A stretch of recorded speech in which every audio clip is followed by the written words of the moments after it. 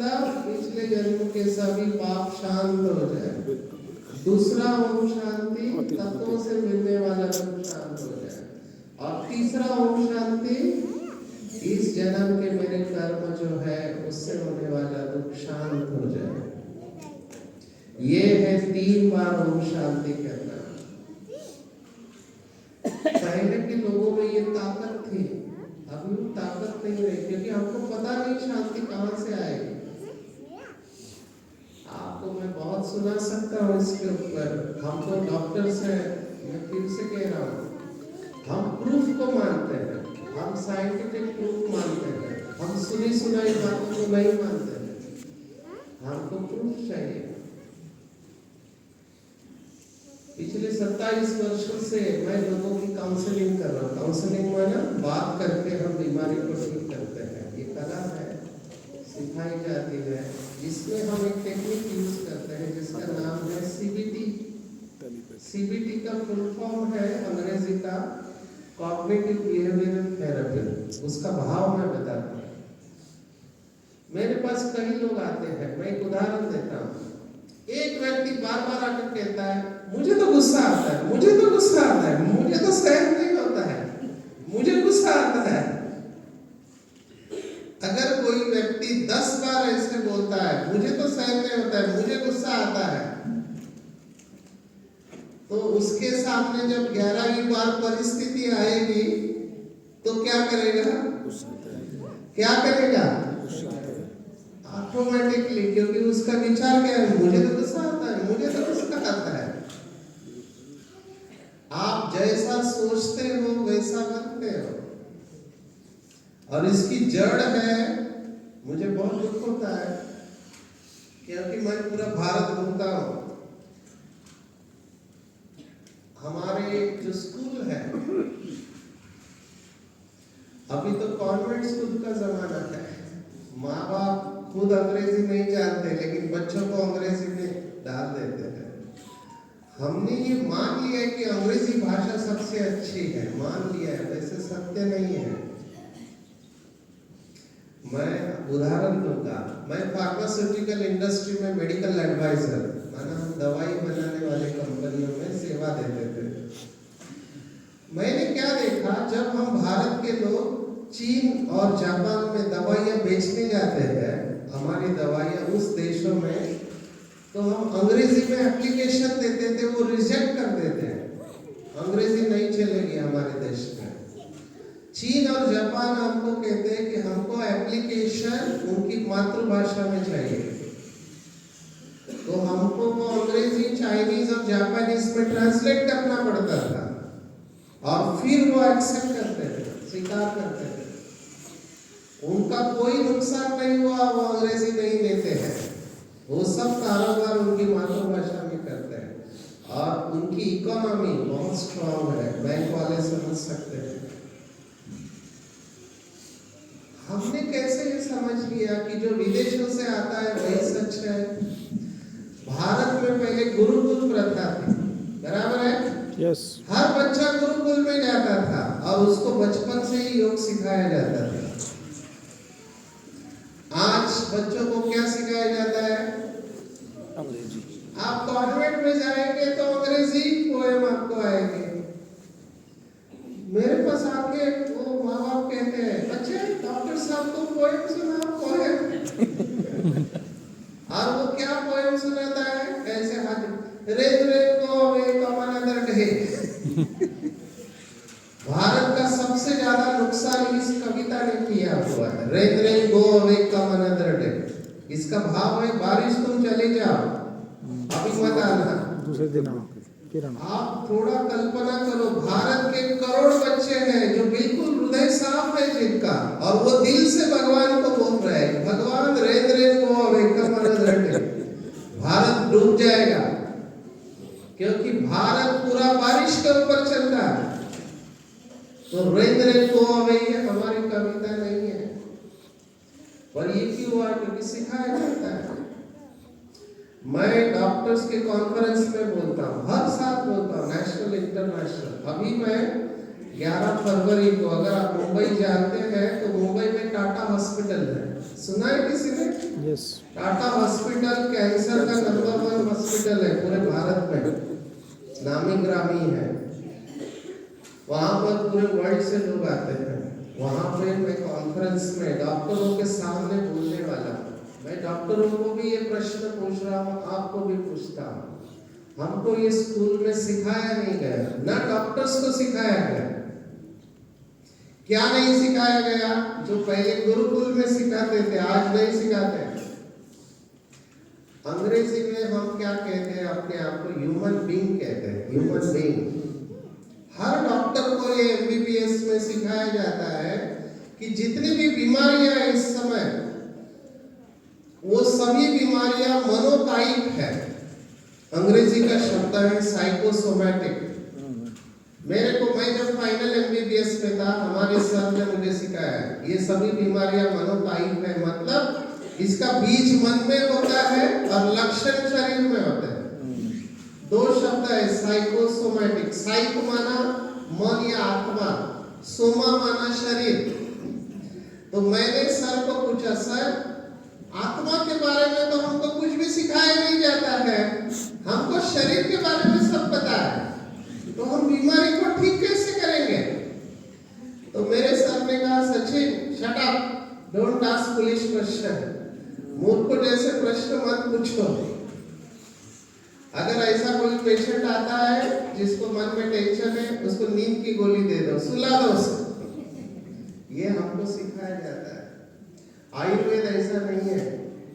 आयुर्वेद और होम्योपैथी में आत्मा का वर्णन है। ये हमारी परंपरा है। भगवद गीता 2 अध्याय सांख्य योग 23वां श्लोक है। नैनम छिन्दन्ते शस्त्राणि नैनम दहति पावकः न चैनम क्लेदयन्त्यापः न शोषयति मार्गः।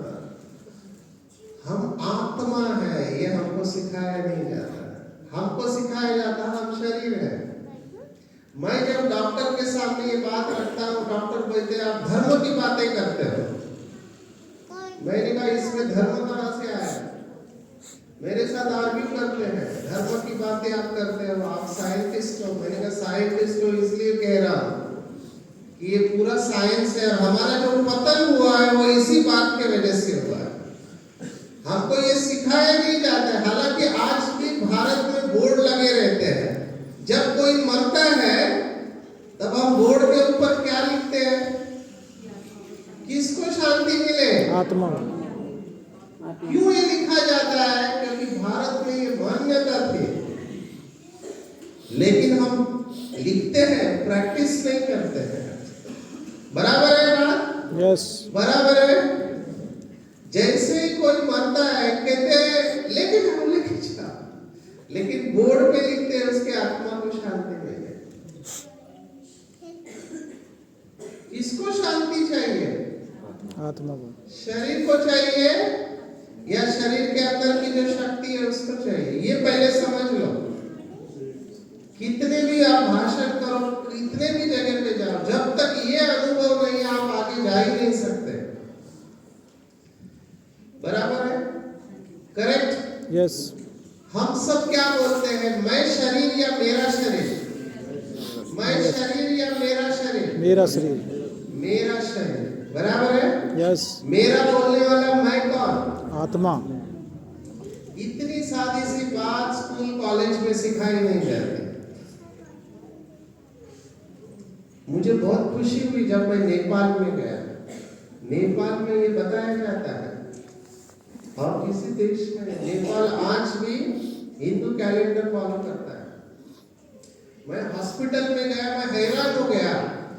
वो डॉक्टर प्रिस्क्रिप्शन पे लिख रहा है चैत्र मास एकादशी, डॉक्टर लिख रहा है। हम अभी फॉलो नहीं कर रहे भारत में, हम जनवरी फरवरी लिखते हैं। हमारा कल्चर था ये। दूसरी बात मैं सुनाता हूँ, तो हम अपने कल्चर को भूल गए। हालांकि आज भी कई जगह पे इसका अभ्यास किया जाता है। तो पहली बात, शांति किसको चाहिए? आत्मा को। आत्मा को चाहिए। शरीर को नहीं चाहिए, शरीर को भोजन चाहिए, पर आत्मा का गुण शांति है। अभी गलती क्या हो रही है वो ध्यान से सुनो। ये कहानी है, एक सूफी कहानी है। राबिया नाम की एक स्त्री थी, उसका हीरा गुम हो गया था। तो वो अपने घर के बाहर आंगन में ढूंढ रही है। तो उस गांव का एक व्यक्ति है, बोला राबिया तुम क्या ढूंढ रही हो? बोलती है मेरा हीरा गुम हो गया। अच्छा चलो मैं भी तुमको मदद करता हूँ। थोड़ी देर में दूसरा आता है, वो भी वही पूछता है। तीसरा आता है। अब ये चारों लोग ढूंढ रहे हैं बहुत देर से। उस समय थोड़ी देर के बाद उस गांव का एक वृद्ध व्यक्ति आता है जो अनुभवी है। वो कहता है राबिया क्या आप लोग क्या ढूंढ रहे हैं? कहता है मेरा बहुत कीमती हीरा गुम हो गया और वो हम सब ढूंढ रहे हैं।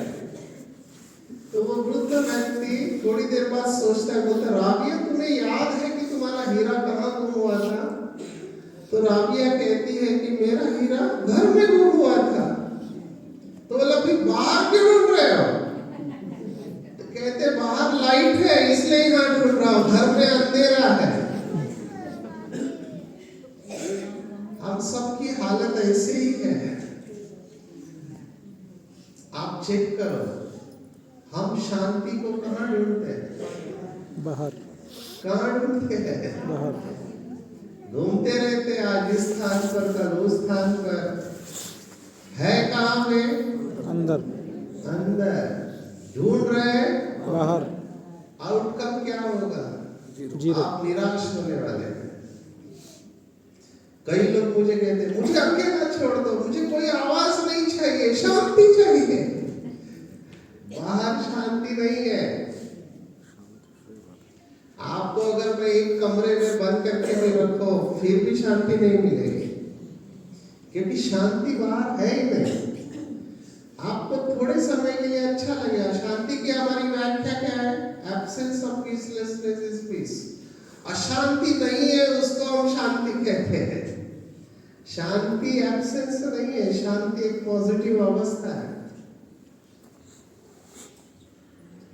और जैसे भाई साहब ने कहा, मैं उसकी गहराई में अभी आपको लेके जा रहा हूँ।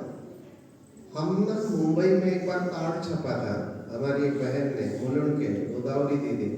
कार्ड पे क्या लिखा था? हमने कार्यक्रम रखा था, उसमें लिखा था ईश्वरीय निमंत्रण। क्या लिखा था? ईश्वरीय निमंत्रण। कोई कार्ड लेने को तैयार ही नहीं है। लोग कहते हैं इतना जल्दी हमको ईश्वर का निमंत्रण नहीं चाहिए। ईश्वर का निमंत्रण नहीं चाहिए, फिर हमने उसको चेंज करके हार्दिक निमंत्रण कर दिया। अभी इसको ध्यान से सुनो, मैं कह रहा हूं, लोग एक शब्द का फर्क है। लोग भगवान से चाहते हैं, भगवान को नहीं चाहते।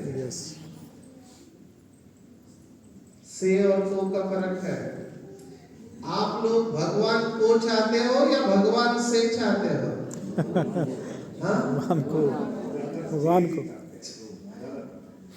ज्यादातर से ही चाहते हैं। ये सच कह रहे हैं भाई।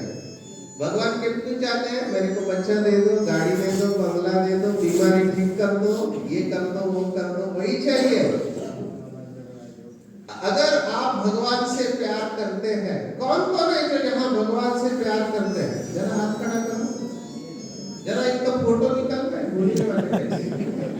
अभी क्या आप कल्पना करो एक सेकंड के लिए, आप भगवान से बहुत प्यार, जरा हाथ खड़ा करो, देखते तो फोटो में आएगा। ये सब भगवान के चाहने वाले हैं और आप बुलाते रहते हो भगवान को, ये भगवान आओ आओ आओ। आपकी इच्छा सुनकर भगवान यहाँ पर अवतरित हो गया और आपको बोला चलो बच्चे, तुमने मुझे पुकारा है ना, मैं तुम्हारी पुकार सुनकर आया हूँ, चलो मेरे साथ, मैं तुम्हें लेकर चलता हूँ। कौन कौन आने को तैयार है? अरे बाप रे, तालियां बजाओ फिर अपने लिए।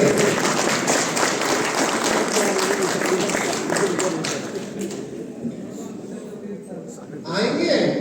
हाँ? यस। वो घर में पैसा रखा है उसका क्या?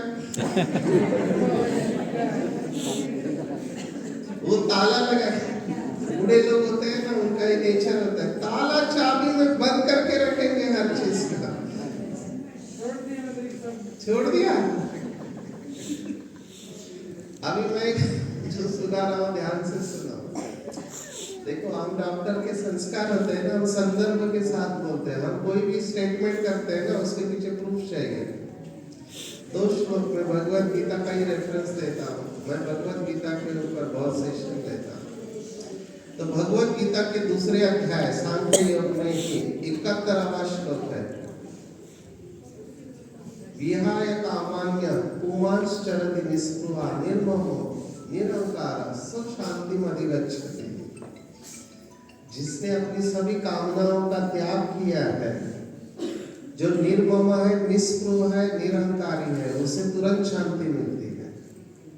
और इसी भाव से 12वें अध्याय में 12वां श्लोक है, श्रेयो हि ज्ञानम अभ्यासात् ज्ञानं ध्यानं विशिष्यते ध्यानं कर्मफल त्यागं त्यागात् शांति निरंतर। दोनों में एक ही शब्द कॉमन है। अभी इसको आप समझ गए तो आपका जीवन बदल सकता है। ईशावास्य उपनिषद करके एक उपनिषद है, 108 उपनिषद में, उसमें कहते हैं कि त्याग में ही सुख है। तेन त्यक्तेन भुंजिता, ऐसे श्लोक आता है। और लोग क्या समझते, भोगने में सुख है। भोगने में सुख है या त्याग में सुख है? त्याग में। भोगने में सुख नहीं है। इस समय मनुष्य जिसे सुख समझता है ना, वो क्या है मैं बताता, बहुत कड़ा शब्द है। कुत्ते को देखा है? कुत्ता जब हड्डी चबाता है क्या होता है? जब वो हड्डी चबाता है ना, तो हड्डी की जो हड्डियां है ना, उसके मसूड़ों को टच करती है। मसूड़ों में जख्म होता है। हड्डी चबा रहा है, मसूड़ों में जख्म होता है, मसूड़ों से खून निकलता है, और कुत्ते को लगता है हड्डी में से खून आ रहा है, और उसको खा खा के खुश होता है। वाह, क्या खाने को मिला है। इंसान की ये हालत है। मैं ये देख रहा हूं, हमको लगता है इंद्रियों का सुख ही सबसे श्रेष्ठ सुख है। शास्त्र कहते तेन त्यक्तेन भुंजिता, त्याग में सुख है। शांति आपको तभी आएगी। अभी इसको यूज कैसे करें? मैंने स्ट्रेस मैनेजमेंट में भी सुना है, फर्स्ट डे पे दुख का कारण, मैं ये श्लोक टाटा बिरला की कंपनी में दिखाता हूँ। मैं सेशन लेता हूँ, कॉर्पोरेट ट्रेनर हूँ मैं, बैंक्स में भी सेशन लेता हूँ, तब मैं ये श्लोक दिखाता हूँ। भगवत गीता का 3रा अध्याय 36वां श्लोक है। अर्जुन पूछता है भगवान को, अथ केन प्रयुक्तयं पापं चरति पुरुषः अनिच्छन्नपि वार्ष्णेय बलादेव नियोजिता। इसका भाव है, ऐसा क्यों है, पता है ये गलत है, फिर भी मनुष्य वही करता है। ये अर्जुन का प्रश्न 5000 वर्ष पूर्व का है, आज भी लागू पड़ता है। भगवान का जवाब है 37वां श्लोक। भगवान वाच, परमात्मा कहते हैं, काम एष क्रोध एष रजोगुण समद्भवा महाशनो महापापमा विद्येन वैरिणाम। इसका जड़ है काम विकार। काम माना सेक्स नहीं, काम माना कामनाएं। ये दिल मांगे मोर। ये कामनाएं मनुष्य को भटकाती है। इच्छा, जितनी ज्यादा कामनाएं उतना आप ज्यादा दुखी होंगे। सोचना इसके ऊपर।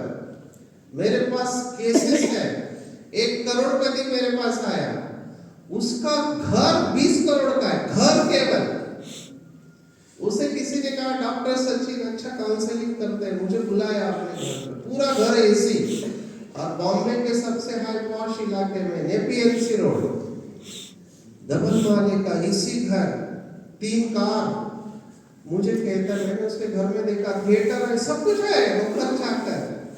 मुझे कहता है, डॉक्टर साहब मुझे शांति नहीं है, सुख नहीं है, खुशी नहीं है।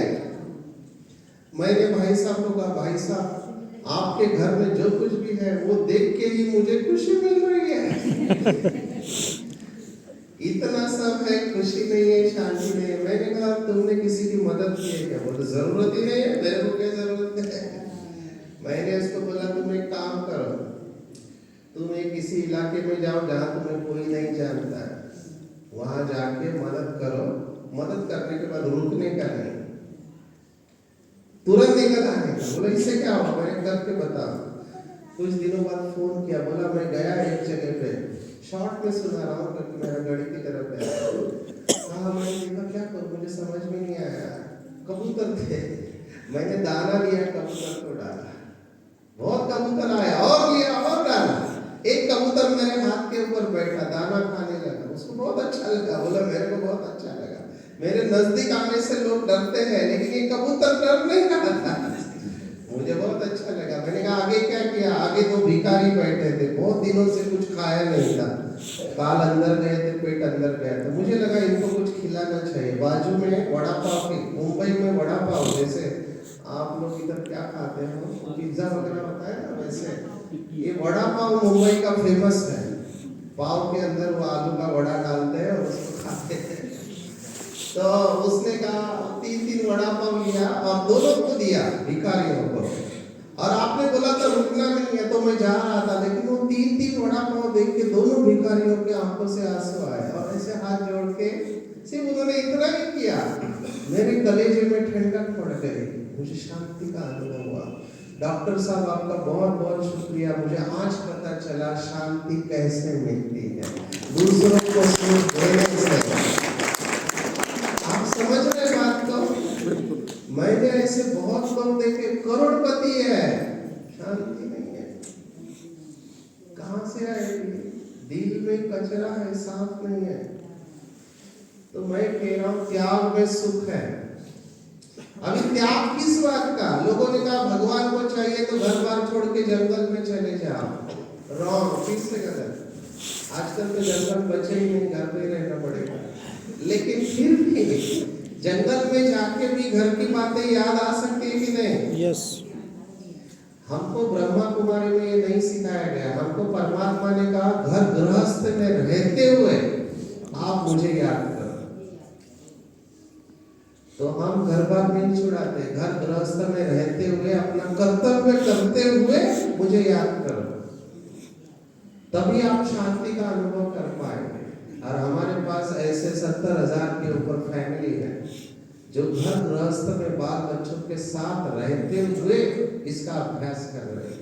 यहाँ है घर गृहस्थ वाले, जरा हाथ खड़ा करो, देखो इतने लोग हैं। ये सब घर गृहस्थ में पति पत्नी बच्चों के साथ रह के राज्यों का अभ्यास कर रहे हैं। ये कठिन है, इजी नहीं है, ये बहुत कठिन है, लेकिन कैसे होता है वो मैं उसका तरीका बता रहा हूँ, शायद आपको समझ में आ जाए।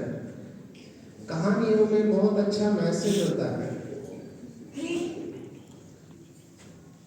शास्त्रों का वचन, मैं आज सब श्लोक ही सुना रहा हूँ। शास्त्रों का वचन है मन एवं मनुष्याणाम कारणम बंधम मोक्षयो। ये हमारा जो मन है ना, यही बंधन और मुक्ति का कारण है। जिसको कहते हैं मन के हारे हार है, मन के जीते। पूरा खेल यहाँ पर ही है, लेकिन कैसे वो समझना है अच्छी तरह से। भारत का एक बिजनेसमैन अफ्रीका गया, उसने वहां पे तोते देखे, बोलने वाले तोते, उसको बहुत अच्छा लगा। एक तोता लिया, घर पे लाया। अभी वो तोता दिन भर बोलता रहता था। कुछ साल के बाद इसको वापस अफ्रीका जाना था। इसने तोते को कहा मैं तेरे गांव जा रहा हूँ, तेरे जो दोस्त है उनके लिए कुछ मैसेज है क्या? तो तोते ने कहा उनको बोलो मैं ठीक हूँ। अफ्रीका गया, वहां तोते बैठे थे, उनको बोला तुम्हारा भारत का दोस्त, उसने तुम्हारे लिए मैसेज किया, ठीक है। जैसे उसने कहा ठीक है, एक तोता मूर्छित होकर गिर गया। तो इसको लगा शायद उसका प्यार रहा होगा, याद आ गई, मर गया। वापिस आया घर पे, इस तोते को बोला जैसे मैंने मैसेज दिया एक तोता मूर्छित होकर गिर गया। जैसे इसने कहा ये तोता भी पिंजड़े में मूर्छित होकर गिर गया। तो इसने कहा सचमुच में दोनों का बहुत प्यार था, याद में। तो सोचता है मर गया, पिंजड़ा खोलता है। जैसे ही पिंजरा खोलता है वो तोता उड़ के चला जाता है, बाहर जाके पेड़ पे बैठता है, बोलता बोलता तेरे अफ्रीका वाले दोस्त ने मुझे क्या मैसेज दिया? तो वो कहता है मेरे अफ्रीका वाले दोस्त ने मुझे मैसेज दिया कि अगर तुझे पिंजड़े से बाहर निकलना है तो जीते जी मरना सीखो, जीते जी मरना सीखो। जब जीते जी मर जाएंगे, ये बहुत अच्छी कहानी है। जीते जी मरना माना क्या? सब कुछ करते हुए अपना सब कुछ परमात्मा को समर्पण करना। मेरा कुछ नहीं है, सब कुछ किसका है? बाबा का। मुझे भाई साहब का नाम बहुत अच्छा लगा, करतार। इनके नाम बहुत सुंदर है। हमको शिव बाबा सुनाते हैं, गोदड़ी में करतार। ये शरीर के अंदर करतार बैठा है, वो करतार है, करण करावन हार। मैं आपको सिंपल तरीका सुना रहा हूँ। आपको अगर परमात्मा की याद में निरंतर रहना है ना, एक ही ध्यान रखो कि भगवान मुझे चला रहा है। भगवत गीता 700 श्लोक है, उसमें एक श्लोक की भगवत गीता कहते हैं। पूरी भगवत गीता भूल जाओ, एक श्लोक है, सर्वधर्मान् परित्यज मामेकं शरणं व्रज। 18वें अध्याय में 66वां श्लोक है, सर्वधर्मान् परित्यज। अभी धर्मों को छोड़ के मेरी शरण में, और इसका मतलब ये नहीं हिंदू मुस्लिम क्रिश्चियन नहीं, देह के धर्म को छोड़ दो। ये देह ही हमको खींचता है, संबंधी खींचते हैं, चीजें खींचती हैं।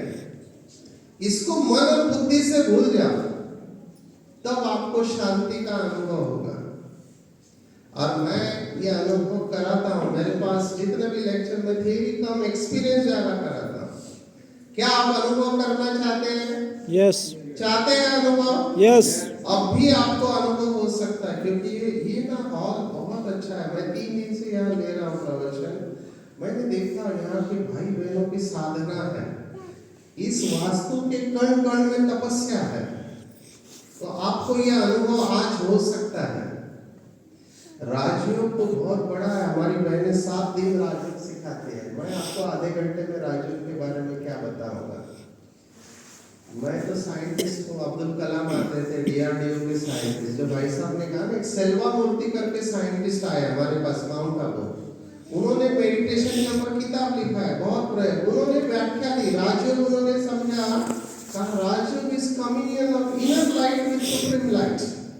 हमारे अंदर एक आत्मा है और वो एक आत्मा है, वो परम है। तो इसका उसके साथ मिलन माना राजयोग। और वो कहाँ रहता है? 15वें अध्याय में 6वां श्लोक है भगवत गीता। न तद्भासयते सूर्य न शशांको न पावका। शशांक माना चंद्र को शशांक कहते हैं, पावक माना सूर्य। सूर्य और चारागन से पार। तद्धाम परमम मम, परम धाम मेरा धाम है, जहाँ मैं रहता हूँ। हम भी उसी धाम के हैं। और परमात्मा कैसे है? तो कहा गया अनोअनियासम। 8वें अध्याय में 9वां श्लोक है। 8वां अध्याय 9वां श्लोक में अणु से भी सूक्ष्म हूँ। तो वो लाइट है, ज्योति। मैं एक ज्योति हूँ, तो मैं मन बुद्धि से उसके साथ कनेक्ट करती हूँ, उसकी शक्ति मेरे पास आना चालू होती है। आप इस फैन के नीचे बैठोगे तो फैन का हवा आएगा ना आपका। अब समुद्र किनारे जाओगे, समुद्र की हवा आएगी। ऐसे ही जब आप परमात्मा के पास जाते हो तो उसके गुणों का आपको अनुभव होने लगता है। तब समझो आप शरीर से डिटैच हो गए। और वो हम अभी करने वाले हैं। तैयार है सभी? यस। करेंगे। सिर्फ एक ही रिक्वेस्ट है, मोबाइल किसके किसके पास है? गलत सवाल पूछा। मेरे को आदत है ऐसे सवाल पूछने। अगला सवाल क्या होगा? क्या करना चाहिए? Switch off. Best is switch off mode, क्योंकि इसमें रेडिएशन होता है, आपको तकलीफ देगा। लेकिन आपको लगता है कि नरेंद्र मोदी आपको कभी भी कॉल कर सकते हैं, ऐसे आपको लगता है